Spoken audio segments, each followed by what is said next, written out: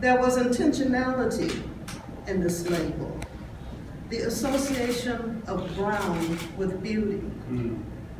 Daddy wanted to infuse in me a sense of pride in my skin color at a time when there was a decided preference for light skin in middle-class Black society.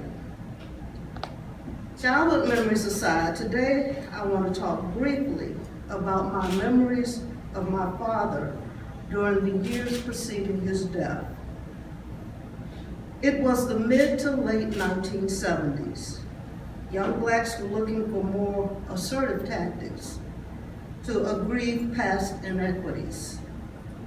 Nonviolence and passive resistance were being replaced by calls for Black power.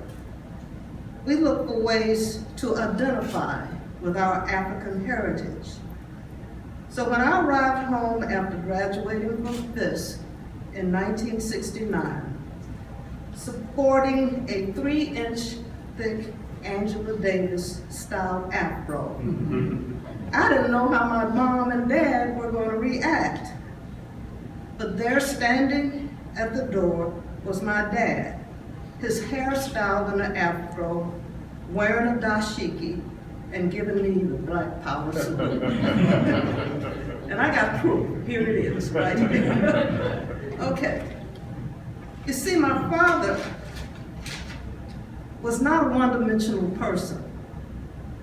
Before he was hooded and walked across the stage to get his PhD at Vandy, he graduated many years before from Monroe Colored High School and completed his bachelor's degree at historically Black Texas College in Tyler, Texas, where he pledged Kappa Alpha Psi fraternity.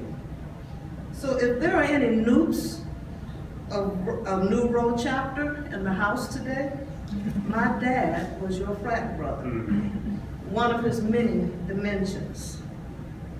The collective struggle of African Americans for social justice has taken many forms over the decade.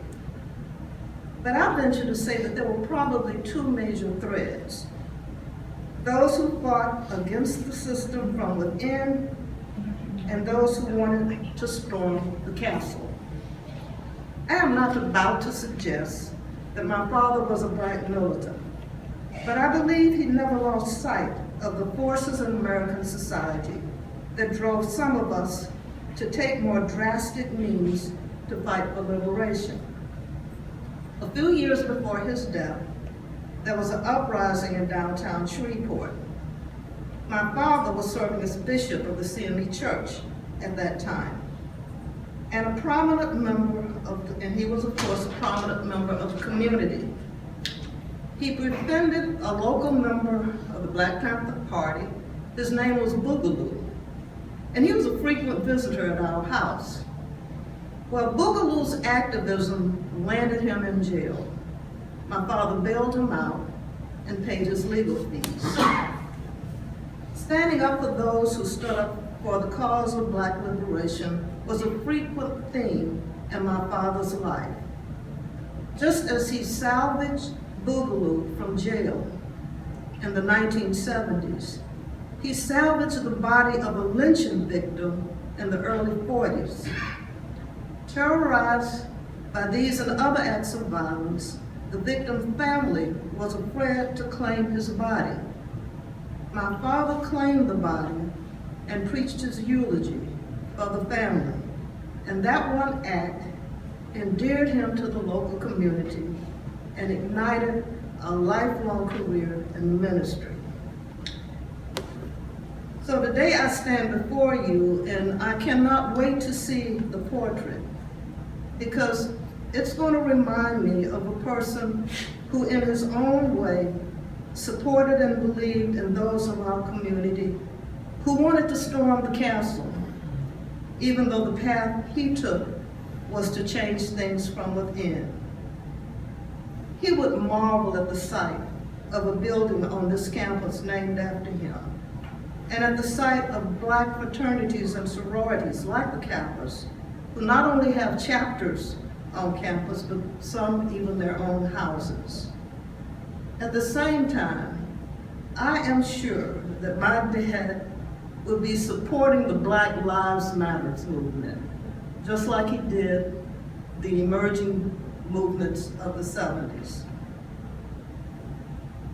So I kept a copy of my father's funeral service, and I wrote his obituary. And there's just one paragraph at the end of the obituary. Sleep on, great prince, may a flight of angels bear you to your rest. Today, I want to tell my dad, Alutu continua, the struggle continues. Rest in peace and in power.